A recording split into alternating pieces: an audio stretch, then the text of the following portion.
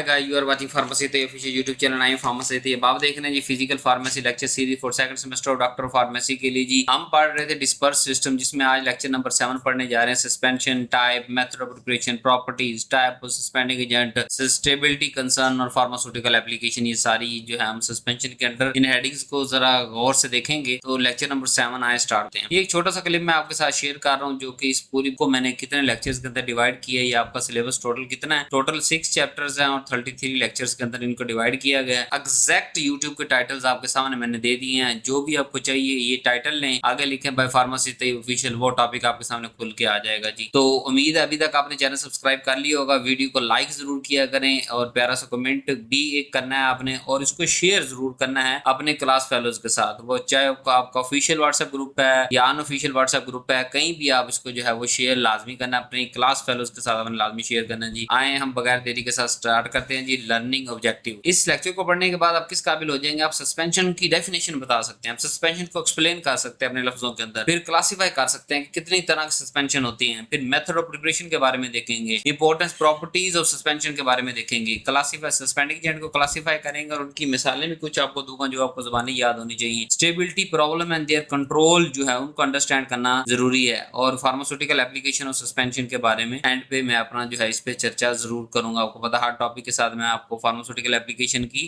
Touch जरूर देता हूं, ताकि आने वाले जो आपके 3 साल बाकी बचे हैं डॉक्टर फार्मेसी की, उसके अंदर आप चीजों को ज्यादा एनालाइज कर सकेंगे। अच्छा फलां टॉपिक फलां जगह पे काम आएगा। तो बाकायदा लेक्चर का स्टार्ट करते हैं हम। पहले देखते हैं इंट्रोडक्शन टू सस्पेंशन। बहुत सारी ड्रग ऐसी होती हैं जो कि वाटर के अंदर पोली सोलुबल होती हैं और उनका सोल्यूशन नहीं बनता। अब ये तो हमारे पास एक मसला आ गया कि हर चीज का सोल्यूशन नहीं बन सकता। क्यों? क्योंकि वाटर के अंदर पोली सोलुबल है। इसका मतलब है किसी न किसी और डोजेज फॉर्म की तरफ जाना पड़ेगा उन ड्रग्स के लिए जो कि वाटर के अंदर इनसोलुबल है, पॉलीसोलुबल है। इनसोलुबल का तो बनना ही नहीं है, अब पॉलीसोलुबल का कुछ ना कुछ हम जो है कर सकते हैं। तो पॉलीसोलुबल के लिए हमने क्या किया, जो वाटर के अंदर पॉलीसोलुबल थे, हमने एक डोजेज फॉर्म का नाम दिया जिसे हम सस्पेंशन कहते हैं। कि some drugs are formulated as suspension where the solid particle are dispersed in liquid medium. क्या हमने कहा चलो हल हो के सोल्यूशन नहीं बनना तो डिस्पर्शन मीडियम बना लेते हैं हम।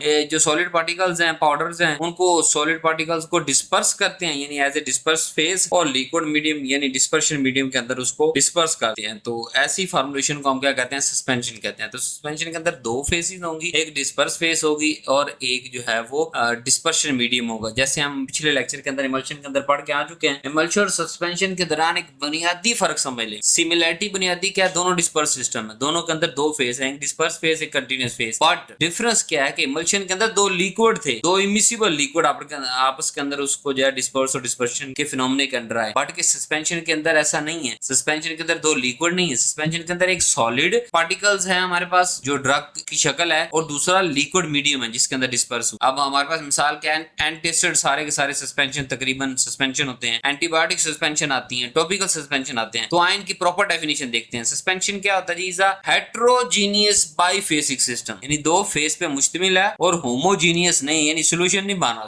होमोजीनियस हमने सोल्यूशन के लिए लफ्ज इस्तेमाल करना, बाकी सब के लिए हेट्रोजीनियस के इसके पार्टिकल्स अलग हो सकते हैं। हेट्रोजीनियस है जो बाइफेसिक है, यानी एक internal phase, external phase, disperse phase, dispersion medium. तो बाइफेसिक है in which insoluble solid particles as a disperse phase. ये जो सॉलिड पार्टिकल्स हैं उनको हम डिस्पर्स फेस के तौर पे लेंगे और उनको यूनिफॉर्मली डिस्पर्स कर देंगे लिक्विड मीडियम के अंदर, जो कि जिसको हम डिस्पर्शन मीडियम कहेंगे। ऐसी हेट्रोजीनियस बाइफेसिक सिस्टम को हम सस्पेंशन नाम देते हैं। पार्टिकल साइज यहाँ जरूर याद रखिएगा, पार्टिकल साइज जो है वो 1 माइक्रोमीटर से बड़ा होना चाहिए। पार्टिकल साइज अगर 1 माइक्रोमीटर से बड़ा है और वो एक जो है वो पाउडर या सॉलिड पार्टिकल्स हैं, दूसरा लिक्विड है और एक डिस्पर्स हो रही है, दूसरी डिस्पर्शन मीडियम है और हेट्रोजीनियस है, कोई सोल्यूशन नहीं बन रहा, तो ऐसी फॉर्मुलेशन को हम सस्पेंशन कहते हैं। कंपोनेंट देख लेते हैं जैसे अभी हम डिस्कस करके हैं। सबसे पहले डिस्पर्स फेस होगा जो कि हमेशा इनसोल्युबल ड्रग, सॉलिड ड्रग है। दूसरा डिस्पर्शन मीडियम जो कि लिक्विड व्हीकल है। तीसरा सस्पेंडिंग एजेंट है जो मेंटेन द यूनिफॉर्म डिस्पर्शन, के यूनिफॉर्म डिस्पर्शन बनाता है सस्पेंशन की मदद से। जैसे इमल्शन के अंदर हम इमल्सिफाइंग एजेंट डाले थे तो इमल्शन बना था कि चलो जो है एक दूसरे 2 इमिसिबल लिक्विड एक दूसरे के अंदर जो है वो डिस्पर्स हो गए। यहाँ पे हम सस्पेंडिंग एजेंट डालेंगे ताकि जो सॉलिड पार्टिकल है वो डिस्पर्स हो जाए सस्पेंशन के अंदर। फिर वेटिंग एजेंट बाज़ हम इस्तेमाल करते हैं, प्रेजर्वेटिव, फ्लेवरिंग, कलरिंग एजेंट जहां जहां रिक्वायर हो। ठीक है, तो ये इसके मेन कंपोनेंट है सस्पेंशन के। अब हमें फार्मेसी के अंदर क्यों चाहिए जी सस्पेंशन? क्यों चाहिए? जैसे कि पहली बात मैं आपको बता के आज कहूँ कि कुछ ऐसी पूरली सोलुबल ड्रग होती है जो कि वाटर के अंदर सोलबल नहीं होती, जो वाटर के साथ सोल्यूशन नहीं बनाती, तो उन्हें हमें कोई और डोजेज फॉर्म बनाना, वो हम सस्पेंशन की तरफ मूव हो गए। नंबर 2 केमिकली स्टेबिलिटी, तो वाटर के अंदर वो केमिकल स्टेबल ही नहीं है ड्रग, तो हमें कोई और लिक्विड की तरफ मूव करना पड़ा ताकि उसकी स्टेबिलिटी बाहर रह सके। फिर अनप्लेजेंट टेस्ट को मास्क करने के लिए हम सस्पेंशन बनाते हैं। फ्लेक्सिबल डोजिंग के लिए जो है वो हम जब सस्पेंशन एक दफा तैयार हो गया और वो अपना इंटैक्ट स्टेबल रहे, फैक्ट्री से डिस्ट्रीब्यूशन तक, डिस्ट्रीब्यूशन से फार्मेसी से पेशेंट के घर और पेशेंट के घर से पेशेंट के स्टमक तक, अगर वो बिल्कुल स्टेबल रह रहा है, तो जो हम कहेंगे, जैसे हम कहेंगे कि 1 चम्मच लेना है, 2 चम्मच लेना है, इसके अंदर लेट्स सपोज हम कहते हैं कि आपने 1 चम्मच सुबह शाम लेना और 5 मिलीग्राम आपके अंदर ड्रग चली जाएगी, मिसाल दे रहा हूँ, तो हर दफा 1 चम्मच भर के लेना आसान है ना, कोई घर के अंदर मशीनरी तो होती नहीं जिसके अंदर वो चेक करें 5 ग्राम ड्रग है कि नहीं है। लेकिन जब हमारी फार्मुलेशन सही है तो हम इसको अज्यूम कर सकते हैं कि हमारी जो डोजिंग है वो फ्लेक्सिबल हो गई है, वो हम अलाउ हो गया हमें इस चीज का कि आप 1 चम्मच लें उसमें 5 मिलीग्राम ही आएगा। फिर सस्टेन ड्रग रिलीज के अंदर भी सस्पेंशन इस्तेमाल होता है हमारे पास। और इरिटेशन, अगर मतलब कुछ ड्रग हमने बनाई है सोल्यूशन के अंदर, यानी हाल तो हो गई, सोल्यूशन भी बन गया, लेकिन वो स्टमक के लिए इरिटेशन है, ठीक है, वो जहां हमने स्किन पे यूज करना है या कहीं और यूज करना है वहां इरिटेशन है, तो जो है ना वो तो जो है वो क्या कहते हैं, उस इरिटेशन को कम करने के लिए हम सोल्यूशन नहीं सस्पेंशन बनाएंगे। टाइप ऑफ सस्पेंशन क्या है जी? सस्पेंशन को हम क्लासिफाई करते हैं रूट ऑफ एडमिनिस्ट्रेशन की बुनियाद पे, डिग्री ऑफ फ्लोकुलेशन की बुनियाद पे और पार्टिकल साइज की बुनियाद पे। तो पार्टिकल साइज तो मैं आपको बता के आ चुका हूं कि 1 माइक्रोमीटर से बड़ा हो तो फिर ये सस्पेंशन कहते हैं, उसको डोजेज फॉर्म कंसीडर करते हैं। डिग्री ऑफ फ्लोकुलेशन के फ्लोकुलेटेड होगा, डीफ्लोकुलेटेड होगा, और रूट ऑफ एडमिनिस्ट्रेशन की बुनियाद पे कि ये ओरल है, ये टॉपिकल है, ये समझ रहे हैं आप इस चीजों को कि ये स्टीराइल पेरेंटल है, ये टॉपिकल है, ये ओरल है, ये सब लिंगुअल है। तो इस तरह रूट ऑफ एडमिनिस्ट्रेशन जो जो सूटेबल है सस्पेंशन के लिए उस बुनियाद पे भी हम क्लासिफाई कर सकते हैं, डिग्री ऑफ फ्लोकुलेशन पे भी और पार्टिकल साइज। तो रूट ऑफ एडमिनिस्ट्रेशन पे बात कर लेते हैं सबसे पहले, जैसे कि ओरल सस्पेंशन के अंदर एंटासिड आ गए, एंटीबायोटिक्स आ गई, और टॉपिकल सस्पेंशन के अंदर बात करें कैलामाइन लोशन आ गया, डर्माटोलॉजिकल सस्पेंशन आ गए। पेरेंटल सस्पेंशन की अगर बात करें तो डिपू इंजेक्शन आए जो कि आईएम हम लगा देते हैं और वो महीना 2-2 महीने तक ड्रग रिलीज करते रहते हैं, वो भी सस्पेंशन होते हैं। Parental suspension intramuscular use only, IV के अंदर नहीं देते क्योंकि डिपू है ना, आईवी के अंदर देंगे नंबर 1 तो फार्मुलेशन आईवी के साथ सूट ही नहीं करेगी क्योंकि वो स्टोर होने के लिए बनी है, पट्टे के अंदर स्टोर होने के लिए हमने उसकी फार्मुलेशन बनाई है। दूसरी वो इरिटेशन काज करेगी। तीसरा जो है वो अगर बाकी सारा कुछ ही ओके हो जाएगा तो डोज बहुत ज्यादा बढ़ जाएगी, यानी जो महीने के अंदर डोज जानी थी वो यकदम 1 दिन के अंदर चली जाएगी। तो इसलिए हम आईवी नहीं देते सस्पेंशन, मोस्टली पेरेंटल सस्पेंशन हम आईएम यानी इंट्रामस्कुलर पट्टे के अंदर लगा देते हैं, वहां डिपो बन जाता है उस मेडिसिन का और जो है वो आहिस्ता आहिस्ता रिलीज होता रहता है जी। Classification based on flocculation, flocculation की बुनियाद पे कौन सी क्लासिफिकेशन है जी? फ्लोकुलेटेड सस्पेंशन है, डीफ्लोकुलेटेड सस्पेंशन है। फ्लोकुलेटेड सस्पेंशन की अगर बात करें, जैसे नाम से जाहिर है फ्लोकुलेशन क्या होता है, कल भी मैंने फ्लोकुलेशन पे बात की थी कि फ्लोक्यूल्स कहते हैं लूजली अटैच, कोई चीज अगर लूजली अटैच हो ना, 2 4 6 पार्टिकल्स लूजली अटैच हो जाए, 2 पार्टिकल लूजली अटैच हो, उसको हम कहते हैं फ्लोक्यूल। जो प्रोसेस को क्या कहेंगे? फ्लोकुलेशन, ठीक है। तो कुछ सस्पेंशन ऐसे होंगे जिनके अंदर फ्लोक्यूलेशन हो रही होगी, उनको हम कहेंगे फ्लोकुलेटेड सस्पेंशन, और जिनके अंदर फ्लोकुलेशन नहीं होगी उनको हम कहेंगे डीफ्लोकुलेटेड सस्पेंशन। डिटेल देख लेते हैं। फ्लोकुलेटेड सस्पेंशन क्या है? पार्टिकल फॉर्म लूज एग्रीगेट यानी कि फ्लोक्यूल्स, और जब वो फ्लोक्यूल्स बनाएंगे क्या करेंगे? रैपिडली सेटल कर जाएंगे। जब उनका जो है वो एक दूसरे के साथ लूजली एग्रीगेट करेंगे तो सेटलिंग जो है बड़ा रैपिड हो जाएगा। नंबर 3, क्योंकि अब सस्पेंशन तो हमने ओवरऑल बनाया हुआ अच्छे से, हर चीज डाली हुई है, तो उसको जैसे ही हम रीडिस्पर्स करेंगे वो इजिली रीडिस्पर्स भी हो जाएगा क्योंकि लूजली एग्रीगेट है, टाइटली एग्रीगेट नहीं है। फिर बाज़ दफा होता है कि क्लियर सुपरनेटेंट होता है, यानी कि जो लिक्विड के ऊपर एक टॉप लेयर आ जाती है, वो भी इसकी एक जो है ना वो अलामत है कि फ्लोकुलेशन हो रही। तो फ्लोकुलेशन, जिन सस्पेंशन के अंदर फ्लोकुलेशन होती है उन्हें हम क्या कहेंगे? Flocculated suspension. डीफ्लोकुलेटेड, जब पार्टिकल अलग अलग रहेंगे, जब पार्टिकल अलग अलग लेंगे सेटलिंग बड़ी स्लो होगी या ना होने के बराबर होगी, और रीडिस्पर्शन जो है वो बड़ा मुश्किल है। और लेकिन जब रीडिस्पर्शन बड़ा मुश्किल है, फिर नेक्स्ट प्रॉब्लम ये है कि जब सेटलिंग होगी तो वो नीचे हार्ड केक बना देगा। यानी फ्लोकुलेशन के तो ये था ना कि लूजली एग्रीगेट फ्लोक्यूल्स बने, वो नीचे पेंदे कि हमने रीडिस्पर्स किया, हलाया, शेक किया अच्छे से। वो हर सस्पेंशन के ऊपर लिखा होता है शेक वेल बिफोर यूज, अच्छी तरह शेक कर लें, ठीक है। तो उससे क्या होगा? वापस वो फॉर्मुलेशन के अंदर जो है वो डिस्पर्स, फिर डिस्पर्शन मीडियम के अंदर पहुंच गई। लेकिन डीफ्लोकुलेटेड सस्पेंशन के अंदर ऐसा नहीं होता। डीफ्लोकुलेशन की जहां ये है कि पार्टिकल अलग अलग रहेंगे, स्लो सेटिंग होगी तो रीडिस्पर्शन नहीं होगी। क्यों? क्योंकि जो पार्टिकल्स आहिस्ता आहिस्ता नीचे बैठते जाएंगे वो हार्ड केक बना देंगे। जब हार्ड केक बनेगा तो जितना मर्जी शेक कर लो वो हमारे किसी काम का नहीं। तो डीफ्लोकुलेटेड सस्पेंशन हमें नहीं बनने देना, ना ही हमने बनाना है। हमने फ्लोकुलेटेड सस्पेंशन की तरह मूव करना और फॉर्मुलेशन उसकी बनानी है। फार्मास्यूटिकल के अंदर हम फ्लोकुलेटेड सस्पेंशन को प्रेफर करते हैं कि चलो फ्लोक्यूल बन के बैठ जाएं, लेकिन जब रीडिस्पर्स करें तो रीडिस्पर्स तो हो जाए। अब पार्टिकल साइज की बुनियाद बुनियाद पे कोर्स डिस्पर्शन होते हैं, कोलाइडल होते हैं। जो पहला लेक्चर मैंने दिया था डिस्पर्शन मीडियम, उसके अंदर मैंने आपको पढ़ा के आया था कि सस्पेंशन दोनों तरह के होते हैं, कोर्स भी होते हैं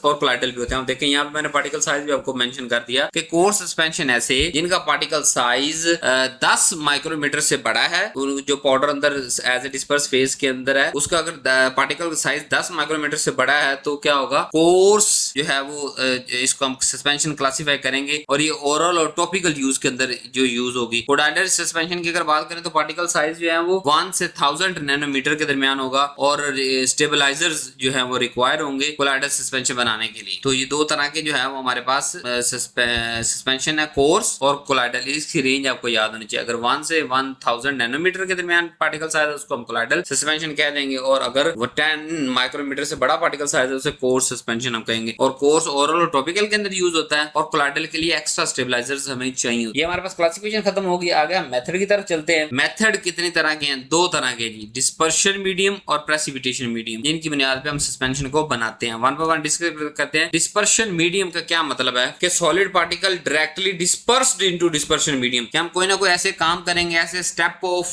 प्रोसीजर्स को फॉलो करेंगे कि जो पार्टिकल्स को जो कि डिस्पर्स फेस है कंटिन्यूस फेस के अंदर डिस्पर्स कर दे। ठीक है, इसको क्या कहेंगे हम, वो सस्पेंशन तैयार हो जाएगा। और वो स्टेप क्या है? सबसे पहले हम पार्टिकल साइज को रिड्यूस करेंगे, टिचुरेशन के थ्रू कर ले या मिलिंग के थ्रू कर ले। फिर हम पार्टिकल को वेट करेंगे, फिर उसके अंदर जो है डिस्पर्शन मीडियम ऐड करेंगे, फिर हम सस्पेंडिंग एजेंट ऐड करेंगे और फिर उसको होमोजेनाइजेशन उसकी करेंगे। और मोस्ट कॉमनली यूज मेथड हमारे पास यही इस्तेमाल है इस सस्पेंशन बनाने। 5 स्टेप पे मुश्किल पार्टिकल साइज रिड्यूस करो, रिक्वायर पार्टिकल साइज पे लेके आओ टिचुरेशन और मिलिंग के थ्रू, फिर पार्टिकल को वेट करो, फिर डिस्पर्शन मीडियम ऐड करो और dispersion medium Aahista Aahista portion wise add करते करते करते करते फिर हम सस्पेंडिंग एजेंट भी डालते हैं ताकि फॉर्मुलेशन और स्टेबल हो जाए हमारी। और एंड पे होमोजेनाइजेशन डाल के अच्छी तरह जो है उसको डिस्पर्स कर देते हैं। डिस्पर्स फेज और सस्पेंशन मीडियम, डिस्पर्स फेज जो है सस्पेंशन मीडियम के अंदर डिस्पर्स हो जाती है और हमारे पास सस्पेंशन तैयार होके आ जाता है। फिर आया प्रेसिपिटेशन मेथड। सस्पेंशन बाज दफा हम प्रेसिपिटेशन मेथड से भी बनाते हैं। कैसे? Suspension is found by precipitating the drug particles from solution. के सॉल्यूशन बना हुआ है तो क्या करो, उससे ड्रग पार्टिकल को प्रेसिपिटेट करवा लो और उससे सस्पेंशन करो जो है वो बनाओ। किस तरह के? पार्टिकल साइज, बाज दफा जो है पार्टिकल साइज पे ये चीज डिपेंड करती है कि प्रेसिपिटेट होगा या नहीं होगा। Rate of precipitation particle size पे डिपेंड करती है। सॉल्वेंट चेंज बाज दफा हम करते हैं फिर भी प्रेसिपिटेशन हो सकती है। टेंपरेचर चेंज करने से भी प्रेसिपिटेशन हो सकती है। इन तीनों में से किसी एक तरीके को अप्लाई करके हम प्रेसिपिटेशन करवाएंगे और उसके बाद जो है वो उसको यूज करके हम सस्पेंशन उसका तैयार करेंगे, यानी कि जो पार्टिकल्स हैं उनको डिस्पर्स कर देंगे कंटिन्यूस मीडियम। अब यहाँ क्योंकि पहला स्टेप हमारा प्रेसिपिटेशन है तो इसलिए इस पूरे मेथड का नाम ही हमने प्रेसिपिटेशन मेथड कह दिया। लेकिन यहाँ एक सबसे बड़ा मुसीबत कि यहाँ हम पार्टिकल साइज कंट्रोल नहीं कर सकते, क्योंकि जैसे पार्टिकल साइज हमारे पास आएगा वो जो है वो सॉल्वेंट चेंज से, टेम्परेचर से, ठीक है, और उन चीजों की बुनियाद पे जो है वो पार्टिकल साइज कंट्रोल करना बड़ा ही मुश्किल हो जाता है। तो इसलिए ये ना होने के बराबर बहुत कम, सिर्फ थ्योरी की बुनियाद पे किताबों के हाथ तक ये मेथड जो है वो हम पढ़ते हैं, इसको इस्तेमाल नहीं करते। हम जो मेन सस्पेंशन है वो हम डिस्पर्शन मीडियम के थ्रू बनाते हैं। लेकिन दोनों मेथड आपको पता होना चाहिए। तो थोड़ी सी ब्रेक लेते हैं लेक्चर के अंदर और आपको बताते हैं जैसे कि फिजिकल फार्मेसी जो हमारे पास सेकंड सेमेस्टर के लिए उसकी बुक लिखी जा चुकी है, वेबसाइट पे अवेलेबल है। जब तक ये वीडियो रिकॉर्ड कर रहा हूं मैं इस वक्त तक 200 प्लस स्टूडेंट्स इसको परचेज कर चुके हैं और ऑनलाइन इनको यूज कर रहे हैं। बड़ा आसान सा तरीका है हमारे पास है। सबसे पहले हम व्हाट्सएप पे आपने मेरे से रब्ता करना। हर स्लाइड के नीचे व्हाट्सएप चल रही है, चैनल के ऊपर बैनर पे भी लिखी हुई है, एक ही व्हाट्सएप नंबर हर जगह पे आ रहा है, हर स्लाइड के नीचे आ रहा है, इस स्लाइड पे भी शो हो रहा है। इस व्हाट्सएप नंबर पे रब्ता करेंगे, पेमेंट करेंगे, 1 मूवी टिकट के बराबर जो है इसकी कीमत है हर बुक की। और सिर्फ ये सेमेस्टर नहीं, बाकी सेमेस्टर भी अवेलेबल है जो भी बुक्स आपको चाहिए हो। तो व्हाट्सएप पे रब्ता करेंगे, पेमेंट अदा करेंगे, उसके बाद आपका जो मेरी वेबसाइट है, जैसे यूट्यूब के चैनल का नाम क्या है नीचे आ रहा है, फार्मेसी तैयब ऑफिशियल, इसके आगे .com लगा दे तो वेबसाइट क्या बन जाएगी, फार्मेसी तैयब ऑफिशियल .com। उस वेबसाइट पे आपका जो भी जीमेल अकाउंट आपके फोन के अंदर सालों साल से चाह रहा है उसको यूज करते हैं हम अकाउंट बना देंगे और उस जीमेल पे आपको बुक शो हो जाएगी। जब मर्जी आपका दिल करे वेबसाइट पे जाएं, अपना लॉगिन पासवर्ड लगाएं, जैसे फेसबुक दूसरे सोशल मीडिया पे आप अपना जो है लॉगिन आईडी और पासवर्ड लगाते हैं और लॉगिन हो जाते हैं। जो आगे चीजें पड़ी होती है, पोस्ट वीडियोस रील्स आप देख सकते हैं।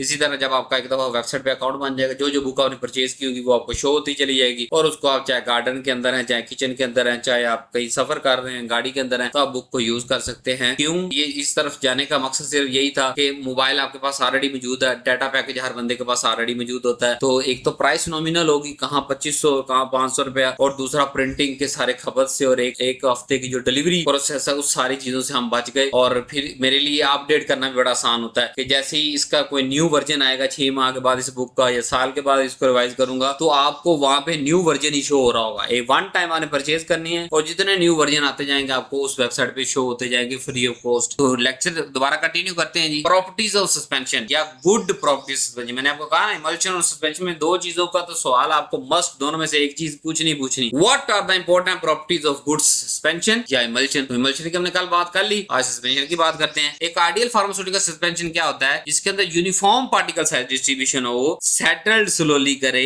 बी इजीली डिस्पर्स हो, हार्ड केक ना बनाए, विस्कोसिटी एक्सेप्टेबल हो, फिजिकल और केमिकल स्टेबल हो। इन सारी चीजों पे हम चर्चा करके आ चुके हैं पिछले पूरे लेक्चर के अंदर कि यूनिफॉर्मली पार्टिकल डिस्ट्रीब्यूशन होगा तो हम डिस्पर्स फेज को डिस्पर्शन मीडियम के अंदर मिक्स कर सकेंगे। सेटलिंग लो रखनी है, स्लो रखनी है, ताकि ये ना हो कि सिरप उठाया है और उसको डिस्पर्स किया फिर रखा 2 मिनट में मुंह पे फिर सारा सेटल हो जाए। नहीं, बहुत स्लो ना होने के बराबर जो है 24 घंटे में जब भी अगर कोई सेटलिंग हो भी तो जैसे हम उसको रीडिस्पर्स करें वो इजीली डिस्पर्स हो जाए। हार्ड केक नहीं बनना चाहिए क्योंकि आपको पता है जब मेडिसिन अलग हो जाएगी हार्ड केक बन जाएगा फिर उसकी रीडिस्पर्सिबिलिटी जीरो हो जाती है। फिर एक विस्कोसिटी भी गाढ़ा नहीं होना चाहिए ना इतना गाढ़ा होगा हमारा जो है वो पेशेंट की कंप्लायंस और एडहेरेंस के अंदर इश्यू आने शुरू हो जाए और फिजिकली और केमिकली ओवरऑल हमारी ड्रग भी स्टेबल रहनी चाहिए। अब सेडिमेंटेशन के कॉन्सेप्ट को पढ़ते हैं कि सेडिमेंटेशन जो भी बार बार पढ़ के आएंगे ड्रग का नीचे बैठना। तो settling of particle under gravity, सारी बस सिरप पड़ा हुआ है फ्रिज पे किसी भी जगह पे वहां पे ग्रेविटी अप्लाई हो रही है तो वो ग्रेविटी क्या कर रही है पार्टिकल्स को नीचे खींच रही है, इसीलिए वो नीचे पेंदे की तरफ आते हैं। इस प्रोसेस को हम कहते हैं सेडिमेंटेशन, जो कि स्टॉक लॉ को फॉलो करती है कि जितना बड़ा पार्टिकल होगा उतना फास्ट सेटलिंग होगी और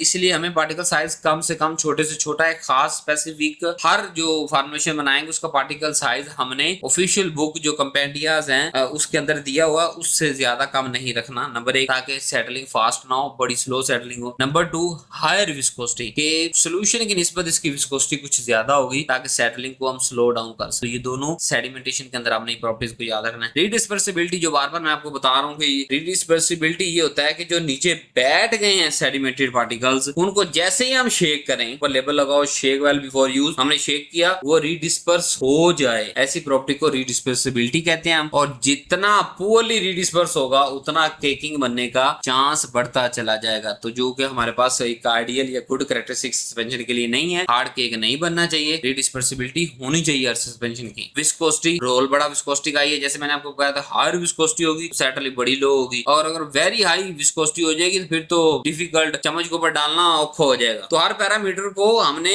उस हद तक यूज करना है कि वो यूज के अंदर पेशेंट के जब यूज के अंदर वो मेडिसिन आए तो वो प्रॉपर्ली यूज हो। इतना ज्यादा विस्कस नहीं कर देना कि बोतल से चम्मच के ऊपर डालें तो सस्पेंशन निकले ही ना बाहर या आधा घंटा लग जाए एक चम्मच भरते भरते। ठीक है, विस्कोसिटी बढ़ानी है एज कम्पेयर टू सोल्यूशन या दूसरी फार्मुलेशन। सस्पेंशन की जो विस्कोसिटी बड़ी होगी लेकिन इतनी को बढ़ानी कि जो पार्टिकल सेटल्ड जो है वो होते हैं वो ना हो या बड़ी स्लोली सेटल जो है वो सेटल और हार्ड केक ना बने, इसलिए ऑप्टिमम सी विस्कोसिटी को हम यूज करेंगे। सस्पेंडिंग एजेंट एक ऐसा सब्सटेंस जो कि विस्कोसिटी को बढ़ाता है और डिस्पर्शन मीडियम की विस्कोसिटी बढ़ाता है और इस बात को इंश्योर करता है कि जो डिस्पर्स फेस है वो डिस्पर्शन मीडियम के अंदर डिस्पर्स रहे। ऐसे सब्सटेंस को हम कहते हैं सस्पेंडिंग एजेंट। अब क्लासिफिकेशन इसकी क्या है? नेचुरल पॉलीमर है, सेमी सिंथेटिक है, सिंथेटिक पॉलीमर्स है, क्ले या इनऑर्गेनिक एजेंट है जी। नेचुरल पॉलीमर्स के अंदर का बात करें अकेशिया, ड्रैगन, स्टार्च, ज़ैंथन, गम है। तो ये 4 एग्जांपल्स आपको याद होनी चाहिए, वाइवास के अंदर आपसे पूछी जाएंगी। प्रॉपर्टीज क्या है कि ये सेफ है, बायोडिग्रेडेबल है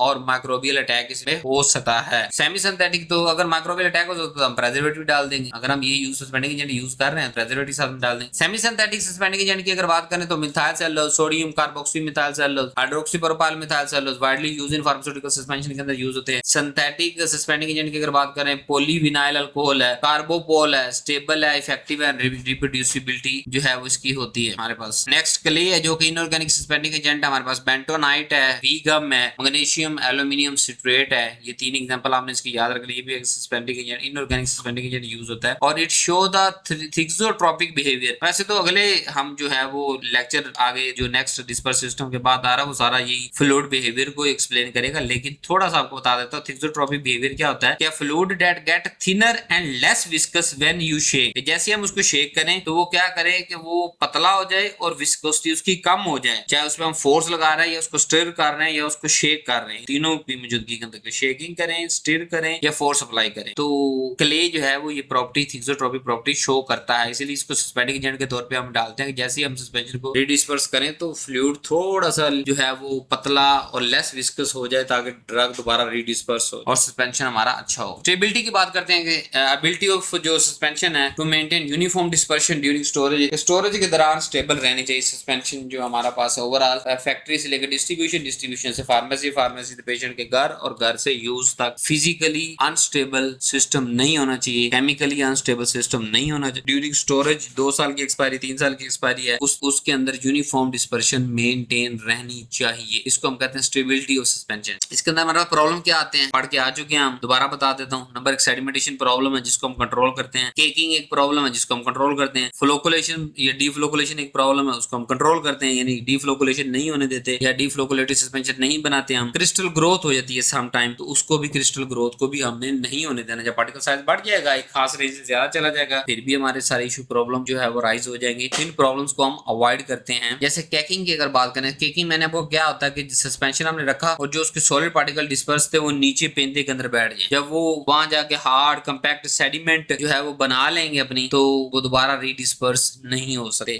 इसकी काजेज क्या हो सकते हैं, डीफ्लोकुलेटेड सस्पेंशन, यानी कि हमारा जो सिस्टम है वो डीफ्लोकुलेटेड है, ठीक है, तो उस फ्लोक्यूल तो बने नहीं हुए, लूजली एग्रीगेट तो होना नहीं, उन्होंने डायरेक्ट पाउडर फॉर्म में है और वो जबरदस्ती हमने उनका जो सस्पेंशन बना दिया है, तो वो पाउडर का पार्टिकल आस्ते आस्ते बैठते बैठते पूरा केक बना देगा नीचे और वो रीडिस्पर्स नहीं होगा। या पार्टिकल साइज को जरूरत से ज्यादा ही हमने कम कर दी, पार्टिकल बहुत ज्यादा कम होगी तब भी केकिंग हो जाती है। जब स्ट्रॉन्ग इंटर पार्टिकल अट्रैक्शन हो रही हो तब भी ये इशू आता है। सो केकिंग हमारे लिए अनडिजायर है, हमने नहीं आने देनी है, ऐसे प्रॉब्लम है। अब हम किस तरह कंट्रोल करते हैं ओवरऑल सारे स्टेबिलिटीज को। नंबर 1 फ्लोकुलेशन को कंट्रोल करेंगे कि फ्लोकुलेशन हो, डीफ्लोकुलेटेड ना रहे। नंबर 2 सस्पेंडिंग एजेंट हम ऐड करेंगे। सस्पेंडिंग एजेंट क्यों ऐड करेंगे, क्योंकि सस्पेंडिंग एजेंट क्या करवाता है, सस्पेंडिंग एजेंट ऐसा सब्सटेंस होता है जो कि विस्कोसिटी बढ़ाता है डिस्पर्शन मीडियम की और यूनिफॉर्म पार्टिकल डिस्पर्शन जो है उसको मेंटेन रखता है, ठीक है। तो सस्पेंडिंग एजेंट हमने डालना ही डालना जरूरी ताकि स्टेबल रह सके। पार्टिकल साइज को कंट्रोल करना है, ना ही ज्यादा छोटा कि केकिंग हो जाए, ना ही बहुत ज्यादा बड़ा कि अलग हो जाए, सेपरेट आउट हो जाए। पार्टिकल साइज को कंट्रोल करना है। विस्कोसिटी एडजस्टमेंट, विस्कोसिटी जब बढ़ा के आ चुका, बहुत ज्यादा हाई भी नहीं होनी चाहिए ना, पोरेबिलिटी उसकी बेड़ा गर्क हो जाए, या उसको हम पोर ही ना कर सके एक बोतल से दूसरी जगह के अंदर चम्मच से, या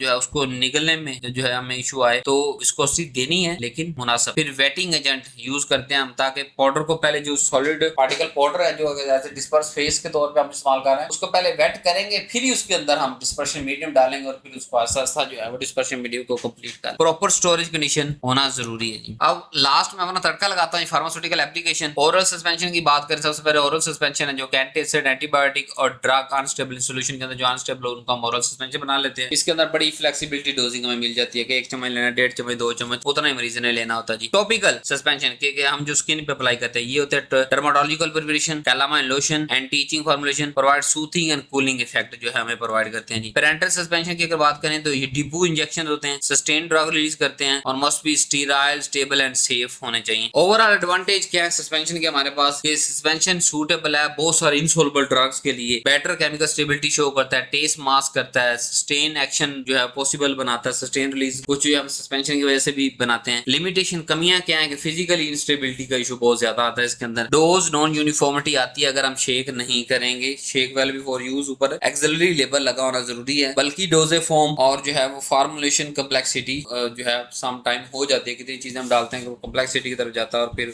इंटरेक्शन उसके जो है काउंट करने कैलकुलेट करने बड़े मुश्किल हो जाते हैं। तो यही चार लिमिटेशन थी और वो ओवरऑल एडवांटेज थे। तो हर चीज को हमने पढ़ना है और उसको हमने फार्मास्यूटिकली पॉइंट ऑफ व्यू से इस्तेमाल करना है। उम्मीद है आपको आज का लेक्चर बहुत ज्यादा पसंद आया होगा और जो है वो आज का चैप्टर भी हमारा खत्म हो गया। कल नए लेक्चर के अंदर नया चैप्टर स्टार्ट करेंगे। उम्मीद है आपने अभी तक वीडियो को लाइक कर दिया होगा और अपने ग्रुप्स, व्हाट्सएप ग्रुप्स के अंदर लाजमी शेयर करना है। Love you so much. अल्लाह हाफिज़। नीचे वाले नेक्स्ट लेक्चर के अंदर मुलाकात हो।